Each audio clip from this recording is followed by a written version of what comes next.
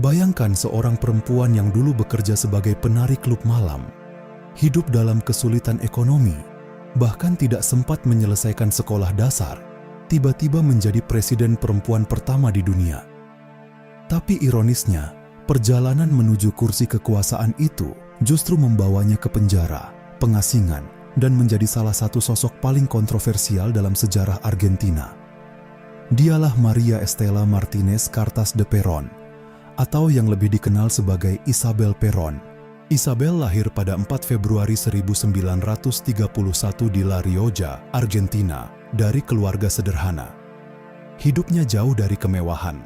Karena masalah ekonomi, ia harus berhenti sekolah setelah kelas 5. Di usia muda, Isabel memilih bekerja sebagai penari klub malam demi bertahan hidup. Mungkin saat itu tidak ada yang menyangka perempuan muda ini suatu hari akan memimpin sebuah negara. Semua berubah ketika Isabel bertemu dengan Juan Perón, mantan presiden Argentina yang saat itu sedang hidup di pengasingan. Juan lebih tua sekitar 35 tahun darinya dan sudah menjadi tokoh politik besar di negaranya. Dari hubungan itu, hidup Isabel berubah total. Ia meninggalkan dunia hiburan, menjadi sekretaris pribadi Juan, lalu menikah dengannya pada tahun 1961. Sejak saat itu, Isabel mulai masuk ke dunia politik yang keras dan penuh intrik. Namun ada satu masalah besar. Masyarakat Argentina sulit menerima Isabel seperti mereka mencintai Eva Perón atau Evita, istri kedua Juan yang sangat populer karena perjuangannya membela rakyat miskin.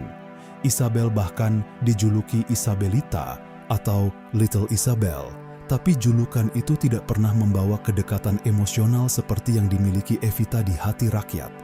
Ketika Juan Perón kembali berkuasa pada 1973, Isabel menjadi wakil presidennya. Tapi tak lama kemudian, Juan meninggal dunia karena sakit pada 1974. Dan disitulah sejarah dunia berubah. Isabel Perón resmi menjadi presiden perempuan pertama di Argentina, sekaligus presiden perempuan pertama di dunia. Tapi menjadi perempuan pertama yang memimpin negara ternyata bukan dongeng indah. Argentina saat itu sedang kacau. Konflik politik terjadi di mana-mana. Kelompok gerilyawan sayap kiri bentrok dengan kelompok kanan bersenjata yang dituduh dekat dengan pemerintah. Kekerasan meningkat, penculikan dan pembunuhan terjadi hampir setiap hari.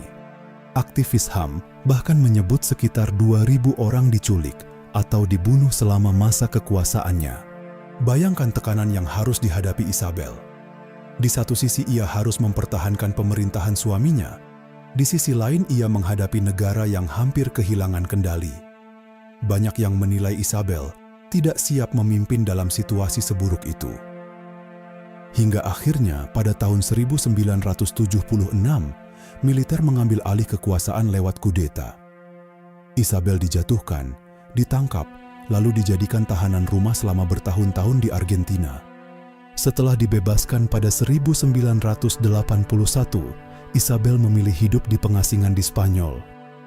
Tapi kisah hidupnya belum selesai.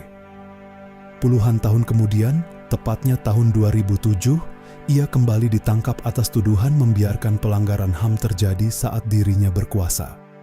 Meski akhirnya dibebaskan pada 2008, nama Isabel Perón tetap menjadi simbol kontroversi dalam sejarah politik dunia.